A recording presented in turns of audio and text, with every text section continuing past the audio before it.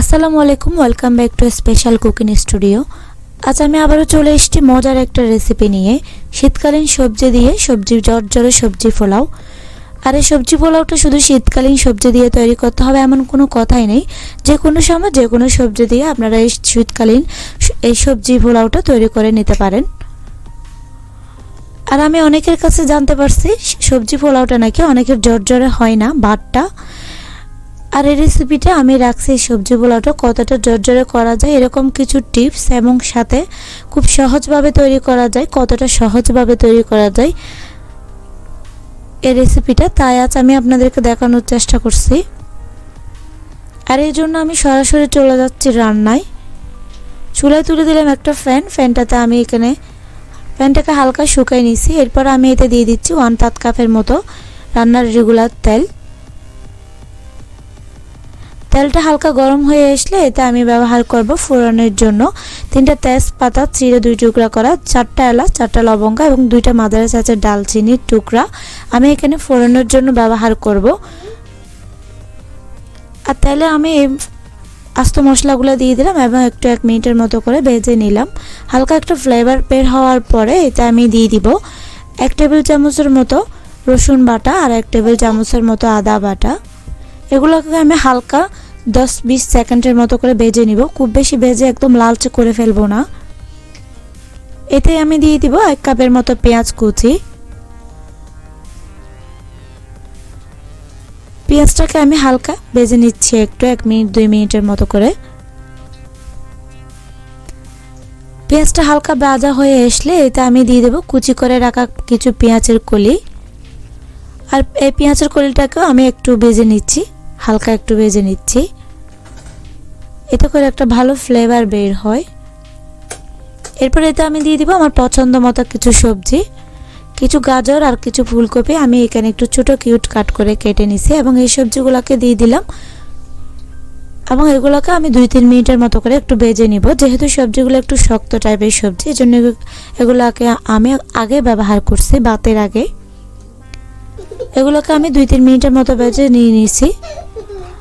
ভাজা হয়ে আসলে আমি 2 কাপের মতো পোলাও চাল, যে চিনি গুঁড়া চালটা আমি ব্যবহার করে থাকি, এই চালটাকে ধুয়ে আমি একপাশে রেখে দিয়েছিলাম জড়াইয়ে পানি ঝরে যাওয়ার জন্য। এই চালটাকে দিয়ে আমি চুলার আঁচটা মিডিয়াম করে দিয়ে 2-3 মিনিটের মতো করে এই চালটাকে ভেজে নিব এবং অল্প একটু দিয়ে দিচ্ছি লবণ। এই চালটাকে ভাজতে ভাজতে যখন চালটা থেকে একটা ভালো গন্ধ বের হবে, এরপর আমি এতে দিয়ে দিব টকবকে ফুটা এরকম গরম পানি 3 কাপের মতো।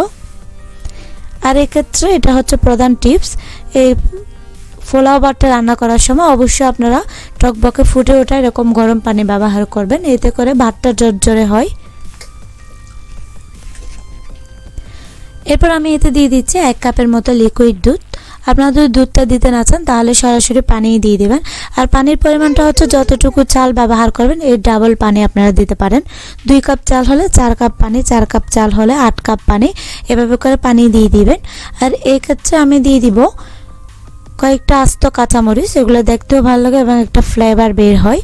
এরপর আমি এখানে দিয়ে দিচ্ছি 1 টেবিল চামচের মতো লেবুর রস। আর এটা হচ্ছে দ্বিতীয় টিপস, ভাতটা ঝরঝরে হওয়ার জন্য আপনারা যে কোনো সময় যে কোনো ভাতে লেবুর রসটা ব্যবহার করতে পারেন। আর এরপর আমি এখানে সবজি হিসেবে কিছু রাখছি কাঁচা মটর, সরাসরি মটরটা দিয়ে দিলাম এবং এভাবে চারপাশে সবগুলো ভালো করে মিক্স করে নিয়ে এভাবে ঢাকনা দিয়ে রেখে দিব। 4-5 মিনিট পরে আমি একটু আপনাদেরকে দেখাচ্ছি। যেহেতু পানিটা টকবকে গরম ছিল এই জন্য 4-5 মিনিট পরে প্রায় অনেকটা পানি শুকিয়ে এসছে এবং ভাতটা প্রায় 70% হয়ে গেছে। এরকম থাকা অবস্থায় আমি ঢাকনা দিয়ে একদম লো আঁচে রেখে দিব 10 মিনিটের জন্য। এর মাঝখানে আমি আরেকটু নেড়ে দিয়েছিলাম এবং প্রায় 10 মিনিট পরে দেখাচ্ছি ভাতটা মাত্র জাস্ট ফুটে উঠছে। কতটা ফুটছে এবং কতটা ঝরঝরে হয়েছে এতটুকুতে তাই একটু আপনাদের দেখাচ্ছি। একটু লক্ষ্য করলে বুঝবেন ভাতগুলো একদম সম্পূর্ণ আস্তে আস্তে আছে, খুব বেশি ফুটে একদম ফেটে যায় নাই, একদম আস্তে আছে এবং অনেকটা ঝরঝরে। পুরোটা পানি শুকায় আসে নাই, একদম পুরো পানিটা শুকায় আসার পরে আমি পুরোটা পরিবেশন করে অবশ্যই আপনাদের দেখাবো। এর মাঝখানে একটু দেখায় নিচ্ছি। আর যেটা না দিলে আমার একদমই চলে না, ওটা দেওয়ার জন্য দিয়ে দিলাম কিছু ধনেপাতা কুচি, যেটা আমার একদম না দিলে চলেই না। ধনেপাতা কুচিটা দিয়ে আমি ঢাকনা দিয়ে 5 মিনিট পরে একটু সরাসরি আপনাদেরকে পরিবেশন করে দেখাচ্ছি। আর এই পরিবেশনের মধ্যে আপনারা একটু লক্ষ্য করলে বুঝবেন ভাতটা কতটা ঝরঝরে। যাতে বুঝতে সুবিধা হয় এই জন্য আমি একটু ভালো করে দেখাচ্ছি। এই ভাতটাকে একটু লক্ষ্য করলে বুঝবেন কতটা ঝরঝরে। আর এই ভাতটা এতটাই মজার, যেহেতু আমরা এখানে দুধ ব্যবহার করছি, অল্প একটু চাইলে ঘিও ব্যবহার করা যায়, তবে আমার একটু মিচিং ভিডিও ছিল, এখানে অল্প একটু ঘি ব্যবহার করাটা আমি একটু ফোকাস করতে পারি নাই, এটার জন্য সরি। আর আমার মতো যদি এই ভাতটার সাথে একটা সিদ্ধ ডিম আপনারা এভাবে কুচি করে দিয়ে পরিবেশন করেন, দেখতেও অনেক সুন্দর লাগবে এবং খাইতেও অনেক বেশি ভালো লাগে। আর এক্ষেত্রে যদি ডিমের পরিমাণটা একটু বাড়তি করে দেওয়া যায়, বা এই অল্প ভাতের মধ্যে 2টা বা 3টা সিদ্ধ করা ডিম কুচি এভাবে দেওয়া যায়, তাহলে এই ভাতের সাথে আর কিছু লাগেই না, এভাবে করে খাওয়া যায়। অনেক মজার একটা ভাত। আর চেষ্টা করছি অনেক সহজভাবে দেখানোর জন্য। অবশ্যই ভালো লাগলে একটা লাইক করবেন, কেমন লেগেছে কমেন্টস করে জানাবেন। সবাই ভালো থাকবেন, আল্লাহ হাফেজ।